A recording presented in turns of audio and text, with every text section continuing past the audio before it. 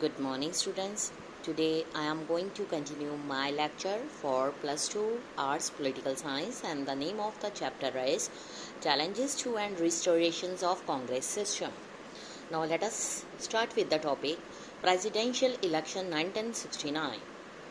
The factional rivalry between the syndicate and the Indira Gandhi came in the open in 1969. Following President Zakir Husain's death, जो post the President of India fell vacant that year. Mrs. Gandhi's reservations, the syndicate managed to nominate her long-time opponent and then Speaker of the Lok Sabha, N. Sanjeeva Reddy, official Congress candidate for ensuing presidential elections. Indira Gandhi जी ने encourage किया vice president V V Giri to file his nomination as an independent candidate. उन्होंने ये भी announce किया कि बहुत सारी big and popular policies हैं like nationalisation of 14 leading private banks, abolition of private purse or the special privileges given to the former prince. Morarji Desai is the Deputy Prime Minister and Finance Minister. उसके बाद जो ये issues थे, serious differences emerged between him and the Prime Minister, resulting in Desai leaving the government. Morarji Desai ने government को छोड़ दिया. कांग्रेस ने देखा कि differences of this kind in the past, ये सब कुछ पास्ट में चल रहा था, बट दिस टाइम जो पार्टीज थी वो एक शो डाउन चाहती थी which took place during the presidential elections. Congress president S Nijalingappa, उन्होंने एक विप को इशू किया और ये कांग्रेस के एमपीज एमएलएस को ये कहा कि वोट करें in the favour of Sanjeeva Reddy. Official candidate जो पार्टी के थे उन सबको भी यही अनाउंस किया गया. सपोर्टर्स जो इंदिरा गांधी जी के थे उन्होंने requisitioned a special meeting of AICC. That is why this faction came to be known as a requisitionist. But इसको रिफ्यूज़ कर दिया गया. साइलेंटली सपोर्टिंग वीवी गिरी, जो prime minister openly call for a consensus vote, जिसका मतलब ये हुआ कि एमपीज एंड एमएलए जो थे कांग्रेस के should be free to vote the way they want, जिसको चाहे वो वोट डाल सकते हैं. जो इलेक्शंस हुई ultimately resulted in the victory of V V Giri. V V Giri एक इंडिपेंडेंट कैंडिडेट थे और जैसे ही संजीवा रेड्डी की डिफीट हुई, जो ऑफिशियल कांग्रेस कैंडिडेट है वो मतलब प्रेसिडेंशियल इलेक्शन से वो हार गए. जो defeat of official Congress candidate formalise the split of party. इस तरह से कांग्रेस में स्प्लिशन शुरू हो गई. Congress president expel the prime minister from the party. उन्होंने ये भी क्लेम किया कि जो उनका ग्रुप था रियल कांग्रेस का था, बट नवंबर 1969 जो कांग्रेस ग्रुप था सिंडिकेट द्वारा उसको चलाया जा रहा था, came to be refer to as Congress organisation. O का नाम दिया गया. Excuse me. और जो ग्रुप इंदिरा गांधी जी द्वारा चलाया जा रहा था उसको कांग्रेस रिक्विजिशनिस्ट का नाम दिया गया. ये जो दो ग्रुप थे, पार्टीज थी, इनको डिस्क्राइब किया गया as old Congress and new Congress. Indira Gandhi ji की जो आइडियोलॉजी थी, divide between socialist and conservatives, between pro poor and pro rich, इस तरह से उनकी आइडियोलॉजी को डिवाइड कर दिया गया. अबॉलिशन ऑफ प्राइवेट पर्स, क्या होता है ये चीज़? हमने फर्स्ट चैप्टर में ये डिस्कशन किया था, integration of princely state.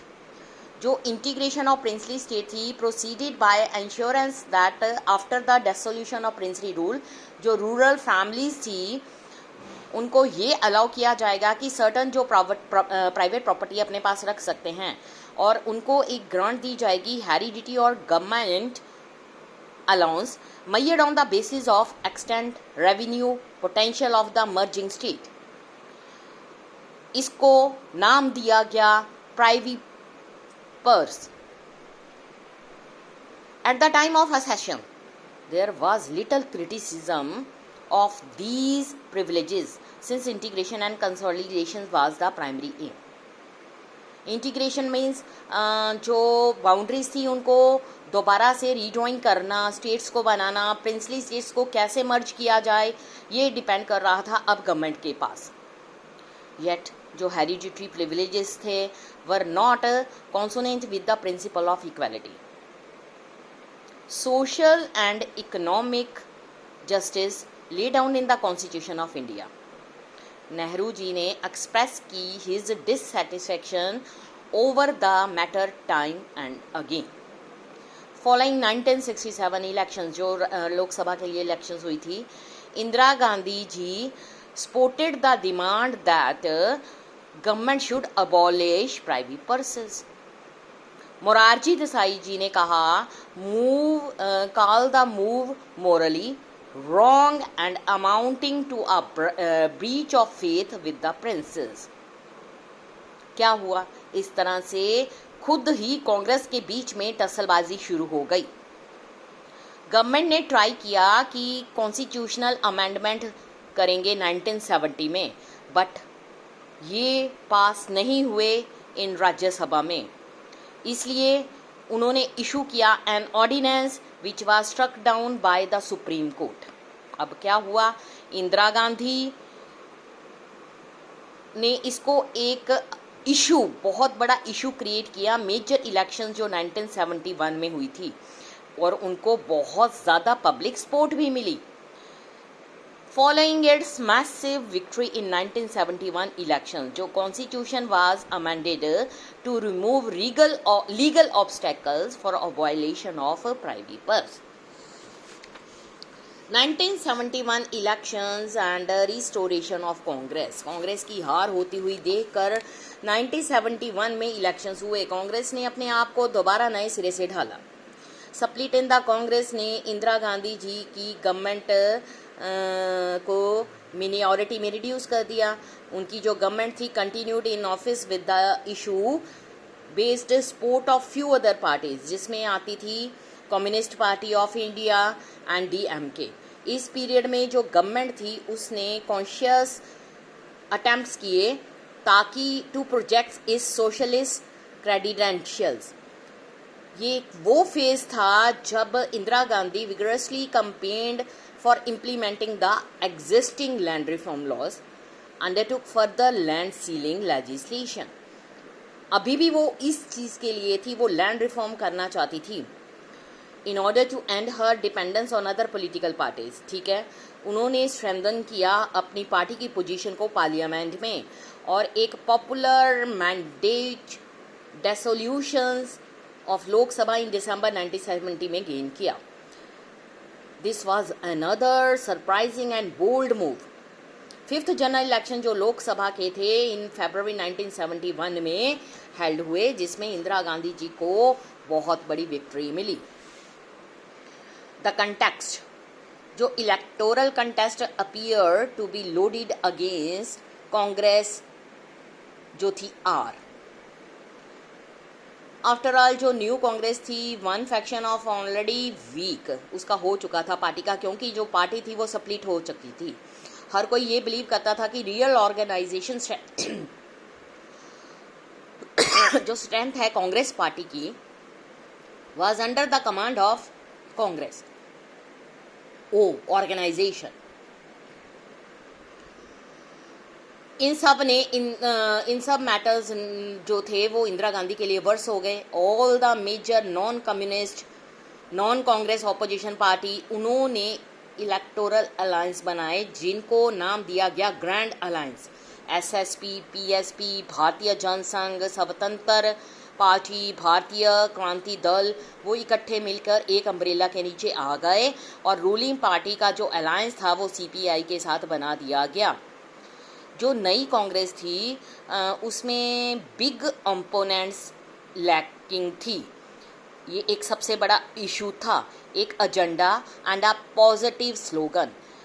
Gandhi ji alliance did not have a coherent political programme, उनका कोई प्रोग्राम नहीं था। इंदिरा गांधी जी ने कहा कि opposition alliance had only one common programme, that is गरीबी हटाओ, रिमूव इंदिरा हटाओ, दैट मीन्स रिमूव इंदिरा। और जो कांग्रेस पार्टी इंदिरा गांधी जी के साथ थी, उनका एक प्रोग्राम था captured in the famous slogan गरीबी हटाओ, रिमूव पॉवर्टी। उन्होंने इस ग्रोथ पर फोकस किया पब्लिक सेक्टर में। उन्होंने इम्पोजिशन की ceiling on rural land holdings, urban property, उसके अलावा removal of disparities in income, opportunity, abolition of princely privileges. Through गरीबी हटाओ जो इंदिरा गांधी जी का स्लोगन था, उन्होंने इस पे ट्राई किया to generate a support base among the disadvantage, especially among the landless laborers, Dalits, Adivasis, minorities, women and the unemployed youth। जो स्लोगन था गरीबी हटाओ एंड द प्रोग्राम्स जो थे that followed it were part of Indira Gandhi's political strategy of building an independent nation wide political support base. ये इन्हीं को लेकर जो 1971 की इलेक्शन थी उसमें कांग्रेस की दोबारा रिस्टोरेशन हुई और उन्होंने बहुत बड़ी विक्ट्री को हासिल किया। अब हम कल अपने लेक्चर में करेंगे the outcome and after. Thank you students.